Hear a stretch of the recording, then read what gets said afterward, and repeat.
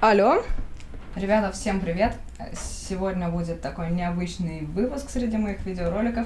Сегодня я вас познакомлю с очень интересным музыкантом, который играет на, не побоюсь этого слова, уникальном инструменте. Хотя кто бы говорил, да, но тем не менее. И на этом инструменте он вытворяет совершенно неописуемые вещи. Для тех, кто с этим музыкантом уже знаком, я надеюсь, вы будете рады сегодня снова увидеться с Дмитрием Радзецким. И на самом деле это будет не просто такое наше двустороннее дистанционное интервью. На самом деле мы сегодня хотели бы с Дмитрием анонсировать наш совместный грядущий проект. Сейчас мы работаем над совместным треком, и вот с помощью этого видео надеемся привлечь к нему ваше внимание, так что не забудьте подписаться, поставить колокольчик, поставить лайк, оставить комментарий и так далее, чтобы не пропустить наш совместный трек с Дмитрием Радзецким. Почему мы решили сделать такую совместную работу? На мой взгляд, потому что один декаккорд — это хорошо, а два декаккорда лучше.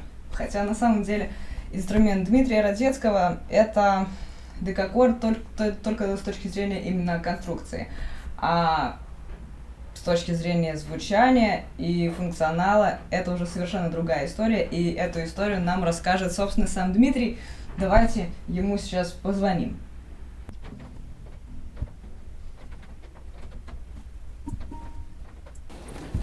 Алло. Привет. Привет, привет. Ну как, у тебя все хорошо? Да, все замечательно. Отлично. Надеюсь, у тебя тоже. Отлично, у меня тоже все замечательно.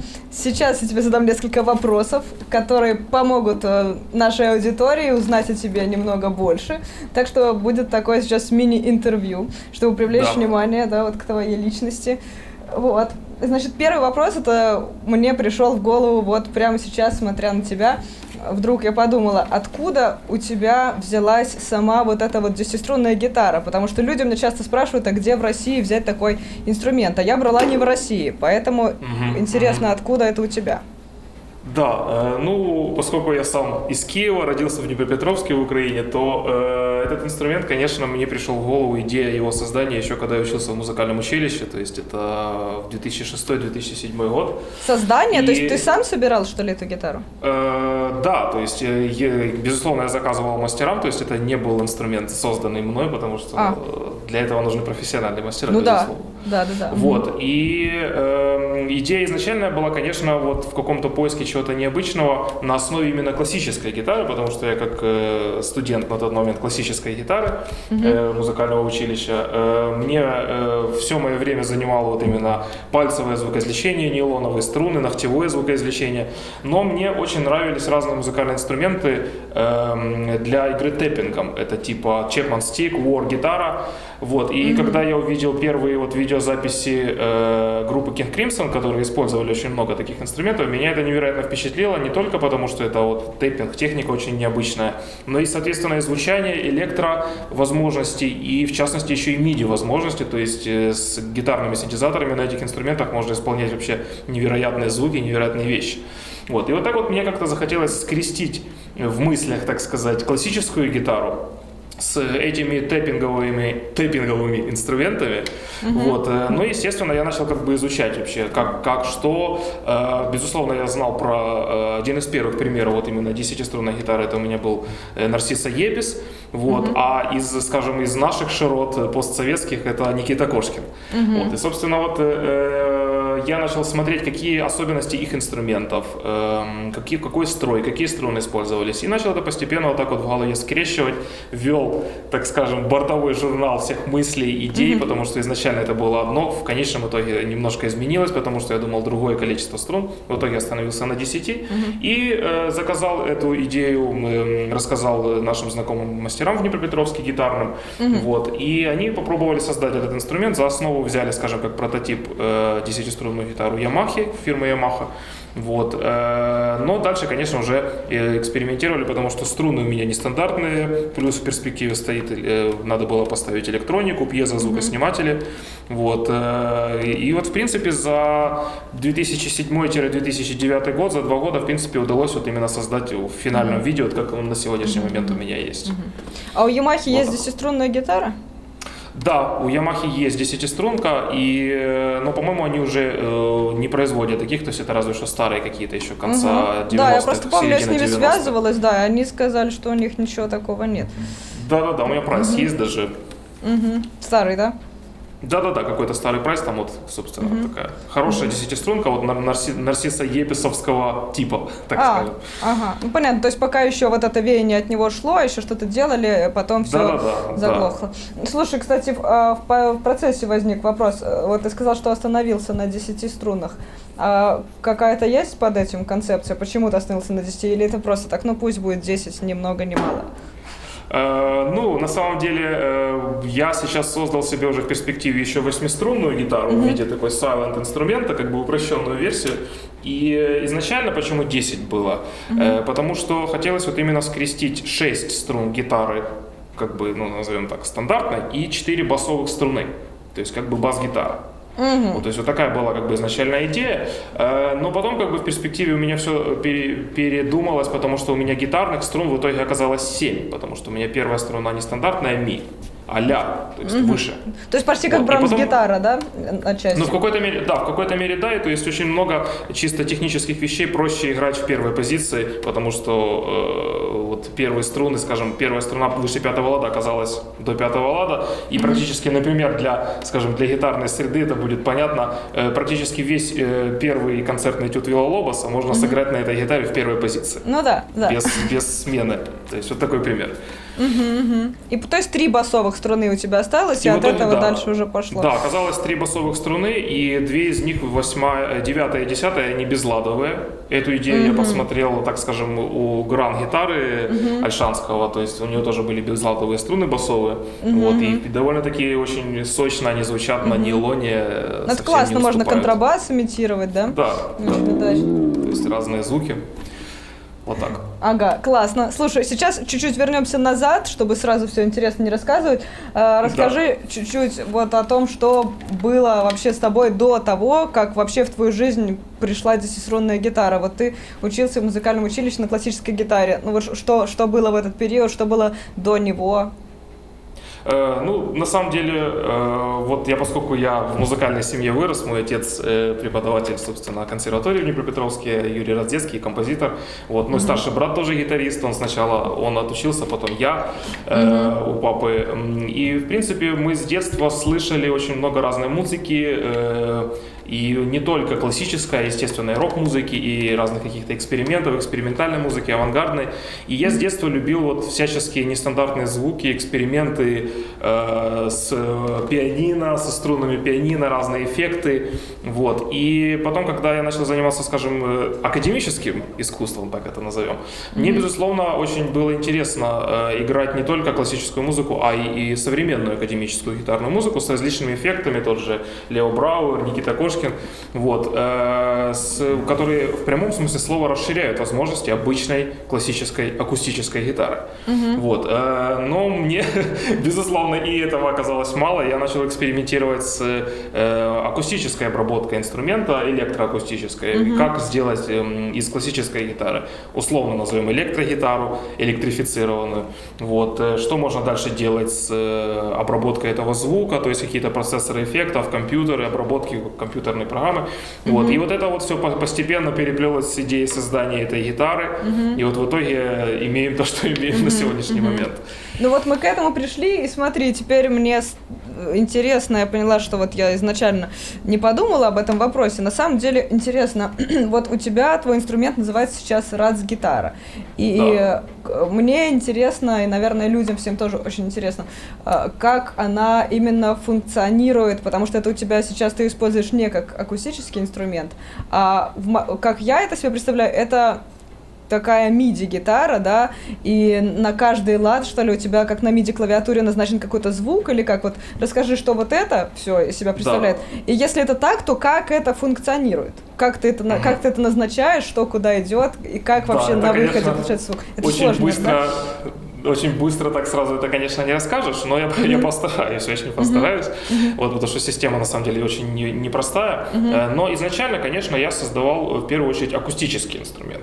Поскольку эта гитара, скажем, она сделана как первая версия для этих мастеров, потому что они делали раньше только обычные классики шестиструнные, для них это тоже был эксперимент, мы перестраховывались с разными моментами, в частности, толщина верхней деки, пружины внутри, чтобы, скажем, из-за натяжения струн там не повело, не искривлялась верхняя дека и так далее, и так далее. И в итоге звучание инструмента стало напоминать, скажем, больше лютню. Чисто акустически она... То есть у нее более такое, скажем, звучание более среднечастотное. И благодаря этому я чисто акустически на этом инструменте очень много принимаю участие в разных концертах старинной музыки, барочной, ренессансной, которая полноценно заменяет лютню, теорбу в том числе. В частности, я играл и партиты Баха в оригинале лютневом, то есть с низкими басовыми нотами. Постепенно переводя тему на электрификацию этого инструмента. Когда я начал изучать тему, как снимать качественно просто акустический звук с гитары звукоснимателями, то микрофон я сразу, скажем, отмел, потому что, ну, просто он хоть и акустически хорошо звучит, он сразу создает проблемы с обратной связью, заводится звук и так далее, и так далее. Поэтому ничего не оставалось, как найти супер-супер хороший, подходящий пьезозвукосниматель. И когда я начал изучать этот вопрос, я нашел очень хорошие качественные звукосниматели фирмы RMC со Штатов. Такие звукосниматели стоят на гитарах фирмы Godin. Кто, возможно, знает, это мультиарк модель. Это вот отдельные стандартные маленькие такие пьезики, которые ставятся конкретно под одну струну, и с каждого пьезика идет свой проводочек. То есть с каждой струны идет свой сигнал, который дальше коннектится с предусилителем. 6 клемм соединяются с каждой струны. И поскольку эти предусилители рассчитаны только на 6 струн, а у меня 10 струн, мне пришлось ставить еще второй басовый предусилитель. И, соответственно, у меня 2 выхода, гитарный и басовый. И поскольку эти звукосниматели снимают очень качественный звук индивидуально с каждой струны, это дает возможность работать дальше с гитарными синтезаторами. А они существовали еще с 80-х годов для электрогитар. Очень многие корифеи электрогитары, Джон Маклафлин, Роберт Фри, Пол Демиола, они все играли и играют на сегодняшний момент на MIDI-гитарах, то есть используют вместе со своим звуком, подмешивают звуки синтезатора.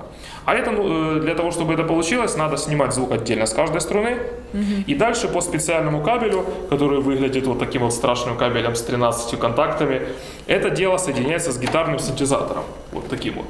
А он распознает твой звук, сыгранный на одной струне, на второй, на третьей, то есть это 6 каналов, распознает каждую ноту и переводит это в MIDI-параметры. Высота звука, громкость, длина звука, то есть все стандартные MIDI-параметры, с которыми работают любые синтезаторы и так далее. И дальше я соединяю этот мой синтезатор просто обычным USB-кабелем с ноутбуком или внешним каким-нибудь синтезатором, выбираю любой звук и, собственно, дальше уже играю. Я на этом инструменте работаю с гитарным синтезатором, который мне, собственно, конвертирует аудиосигнал в MIDI-сообщение.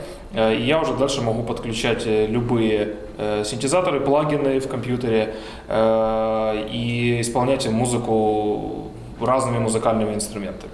Вот. И, собственно, в частности, вот если акустическое звучание гитары, чистое звучание звучит таким вот образом, обычный пьезозвук необработанный. Я могу точно так же включать обычные синтезаторы VST-плагины, вот, например, звук синтезатор Moog. Ну, сейчас слышно немножко звук чистой гитары, но на самом деле еще это в чистую линию звучит просто звук синтезатора. И часто я использую, экспериментирую со звуками ударных инструментов. Когда я просто запоминаю, на какой ноте какой звук ударного, и могу исполнять барабанные партии. В принципе, что я и делаю, программируя заранее какие-то дорожки, отдельные звуки, отдельные пресеты. Ну, вот, в общем, вот такая вот затея. Да. Понятно, отлично. Ребят, смотрите, я думаю, это очень интересно все. Обязательно найдите на ютубе Дмитрий Раздецкий, посмотрите, это очень интересно.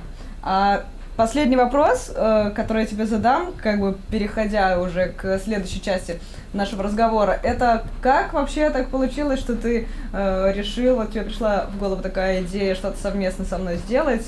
Была ли под этим какая-то концепция, какая-то именно идея, которую хотелось реализовать, или это просто такой был порыв творческий? Ну, на самом деле, я давно, конечно же, тоже видел твое творчество, твою деятельность, и мне, как музыканту, который играет тоже на 10-струнной гитаре, всегда было интересно, в хорошем смысле слова, понаблюдать за другими гитаристами в плане каких-то идей, каких-то техник, то есть что-то для себя тоже интересное подчеркнуть, так сказать. Вот. И поскольку сейчас возможности, вот, в частности, нынешних дней, нынешних времен дают возможность коннектиться по интернету и делать какие-то коллаборации, вот мне и пришла идея в голову вот, предложить тебе сделать какую-то совместность в виде, чтобы показать именно вот две, скажем, во-первых, уже нестандартные гитары сами по себе, и даже между собой уже тоже нестандартных два инструмента, потому что один это классический акустический инструмент, а второй это вот такой вот электрифицированный, то есть тут, как говорится, 10-струнных гитар много не бывает. В общем, вот так вот. Да, будет, я думаю, интересный микс. Не забывайте за этим следить, ребята, обязательно подпишитесь и не забывайте за этим следить. Вот, ну и у тебя, наверное, тоже что-то назрело у меня спросить. Конечно, да. Вот мне тоже, безусловно, много интересно узнать у тебя по поводу твоего инструмента. Вот в частности,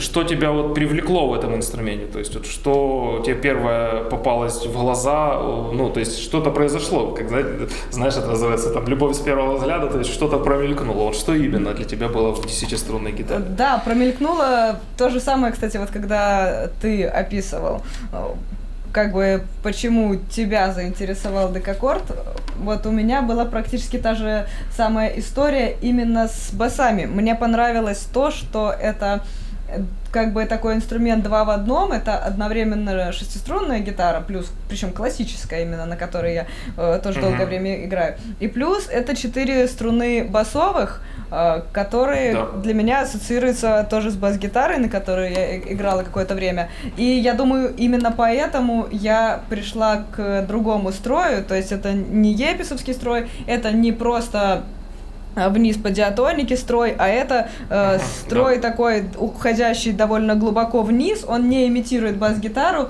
но все равно там интервалы далеко не секунды между струнами, и вот это меня больше всего привлекло. Ну и расширение диапазона, конечно, и, конечно же, тебе ли не знать, самое главное, да, то, что микрофоны обычно не передают, но то, что слышим мы, то, что слышат люди на концертах, это другой тембр.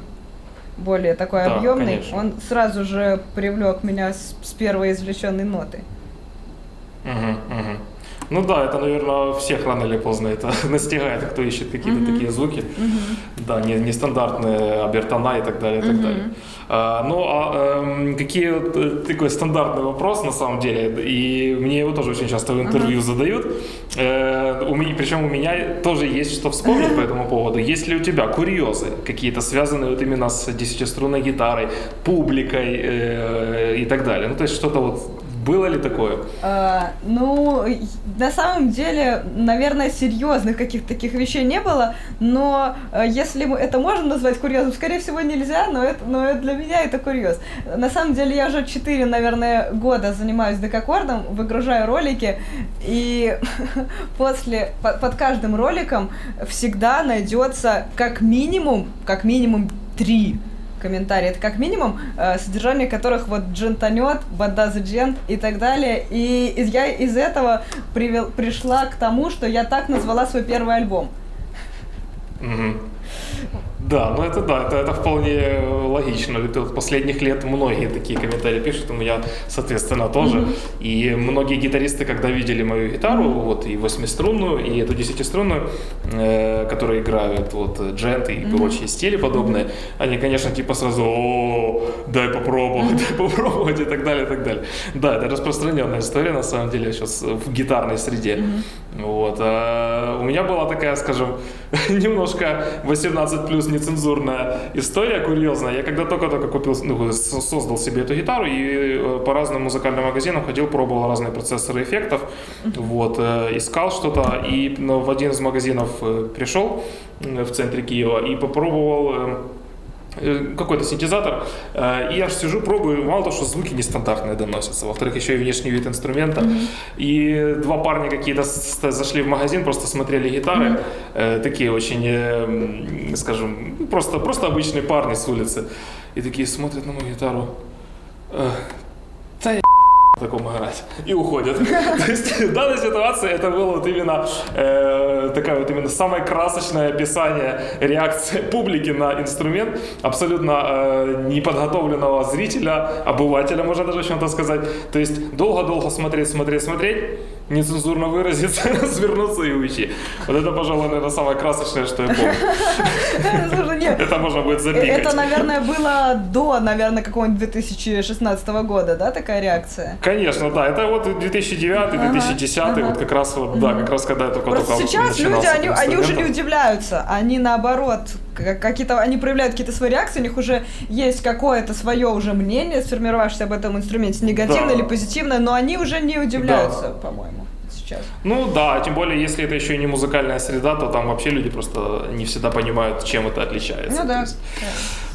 Да. Ну а вот еще такой вопрос вот касательно навыков. То есть вот я как десятиструнника спрашиваю, какой вот главный навык ты чувствуешь для себя вот нужный в освоении подобного типа инструментов? Только на этом инструменте можно его получить. На классике нет, на электрогитаре, на бас-гитаре, там, не знаю, нет. А вот только на этом инструменте вот ты четко поняла, что вот, это оно. Какой главный навык? Если говорить о навыках именно гитарных, то это, конечно же, так как я играю все-таки пальцами и играю, используя технику исполнения на классической гитаре, это, конечно же, очень интенсивная работа большого пальца, и плюс это техника глушения басов. Вот, то есть вот отдельно выучивается движение большого пальца, что сейчас он этот бас играет, а этот он глушит. Сейчас он вот этот играет, например, а вот этот он глушит, и то есть большой палец вот это делает. Но на самом деле, по-моему, самое главное вот для игры на подобных инструментах, для того, чтобы вообще этим заниматься, это не какой-то навык именно технический, а это, наверное, психологические особенности человека, то есть стремление что-то узнать, что этот инструмент может предложить или, может быть, не может, пока не попробуешь, не узнаешь, да, потому что многие люди этим качеством не обладают. То есть я очень много вижу вопросов, например, а зачем 10 струн? Ведь 6 разве недостаточно? Да не, вообще достаточно. Да. Достаточно 6. И несколько уже вековая история классической гитары показывает, что именно 6 и достаточно, и оптимально. Да. Но вот когда есть люди вот такие, как мы, да, у которых не все на месте, да, не все в порядке, не сидится на месте, да, хочется что-то проверить, и ты думаешь, 6 это достаточно. Ну а что, если у меня будет 10? А что вот я сделаю? Ну да, может 13 многовато, 8 это почти что 6, а вот я хочу 10, и что я с этим могу сделать? Да, а вдруг я смогу вот вывести какой-то новый инструмент, а вдруг я изобрету какой-то новый стиль игры? Вот самое главное вот это. Если этого нет, то ты просто возьмешь, поиграешь, скажешь, ну а зачем 10 струн? Ты, в принципе, на 6, то на 6 все можно сыграть. Вот. Поэтому я думаю, главное это внутренние какие-то качества, чтобы на этом проиграть дольше, чем там несколько дней, потому что у кого-то эти инструменты есть, но они лежат, они не вызывают интереса у человека, просто желание на нем что-то сделать серьезное. Да, ну да, как ты правильно заметил, что это действительно зависит от человека, от его каких-то гибкости какой-то, не знаю, исполнительской. Ну да, а то, что касается глушения струн, да, я на самом деле эту историю еще помню с обычной классической гитары. Вот, у меня даже какое-то вот именно ощущение вот именно глушения струн уже на автопилоте было, ну там, допустим, когда всего 4, 5, 5, 6 струн. Да, а здесь, конечно, тут надо ухищряться и иногда и левой рукой тоже глушить, то есть мы, конечно, можем очень долго разговаривать на эту тему. Ну да. Кстати, сложный еще момент, когда ты много играешь большим пальцем, и МА остаются на верхних струнах, и как бы у тебя рука не в нормальной, удобной для арпеджио или для пассажей собранной позиции, а вот большой палец уходит, и если рука маленькая, да, не огромная, то получается, что кисть разгибается, и это уже неудобная постановка для игры, но тебе все равно надо играть. И ты никому не будешь объяснять, что, знаете, мне что-то арпеджио, потому что сложнее просто играть, рука разгибается, извините, я тут буду ложать, когда на басы пойду. Да, ну, к счастью, у нас уже нет такой необходимости выполнять требования методические на академ-концертах и госэкзаменах, чтобы показать правильную постановку рук, потому что, например, как я уже только не играл на гитаре, и разные эффекты, типа вот таких вот каких-то призвуков, то есть, которые вообще напрочь разрушают академические тенденции. Ну и последнее, что я у тебя тоже хотел спросить, по поводу планов. Какие у тебя планы? Вот, амбиции даже в чем-то, какие-то идеи последующих проектов? У меня на самом деле сейчас основной план такой, полностью, вот меня сейчас накрыло вот это осознание, что сейчас я должна полностью, абсолютно погрузиться в творчество. К чему это приведет, я не знаю, то есть максимально сейчас ограничила в своей жизни любые влияния, то есть педагогика, она сейчас, вот я решила, что она уйдет на очень далекий план, то есть там 10% моей жизни на нее останется, ну или даже 5%. И все, что я буду делать, пускай это приведет к определенным лишениям, вот, к разным неудобствам, но пришло время, чтобы полностью погрузиться и в книгу, которую я уже 2 года назад начала, и в сочинение, в занятия, то есть вот так вот пожить в свободном полете художника, потому что это для музыканта вот с музыкальным образованием это такое забытое чувство, хотя ты вот музыкант, но ты учишься 5 лет музыкалки, 4 года в училище, у меня получилось 5, потому что еще был год электрогитары в колледже, потом 5 лет в академии, а у меня получилось не 5, а 6, потому что я год была в академическом отпуске и по болезни, и в итоге у меня очень много лет ушло на то, чтобы быть студентом, на то, чтобы все это постигнуть, вот, потом я еще год работала преподавателем официально, и получается, что свободного творческого полета за все это время, именно полной свободы, такой ее не было. И самый такой большой план сейчас, это в этой свободе пребывать и смотреть, что из этого получится, по максимуму все из себя выжимать и выпускать на публику. Ну, я уверен, что из этого только польза, только хорошая получится, потому что априори из такого плохое не может произойти. Ну, я думаю, да. Именно поэтому я вот посомневалась, но решила взять и вот так вот рискнуть, сжечь там все корабли и высадиться на этот остров. Ну да. Поэтому желаю тебе успеха в этом. Спасибо. И во многом я тоже для себя в этом вижу необходимость, потому что тоже и работа, и быт, и семья, конечно, да, обязывают многие вещи выполнять каждодневно. Вот, и не забывать про творчество, конечно же. Да. Ну что ж, тогда до встречи на творческих просторах с тобой, да. Дима, да, и взаимно. Да, а с вами, ребята, до встречи на Ютубе. Ждите наш новый трек, сочетание 2 декаккордов, раз гитара и декаккорд мой. Это должно быть очень классно. Так что подписывайтесь и ищите Дмитрия тоже на Ютубе. Вот, так что до встречи. Спасибо, пока. Пока. Минуточку. Кому интересно меня поддержать в этом вот моем начинании, в моем творчестве, кому интересно то, что я делаю, кому интересно эпизодически иметь от меня какой-то фидбэк по своей игре, в том числе получать аудио, ноты моих произведений, какие-то бэкстейджи, влог, пожалуйста, ссылка будет в описании под роликом. Можете посетить мою Patreon-страничку, возможно, вам там понравится, вы захотите меня поддержать. А всем, кто уже меня поддерживает, огромное спасибо. Я вас очень люблю, очень ценю вашу поддержку. На связи.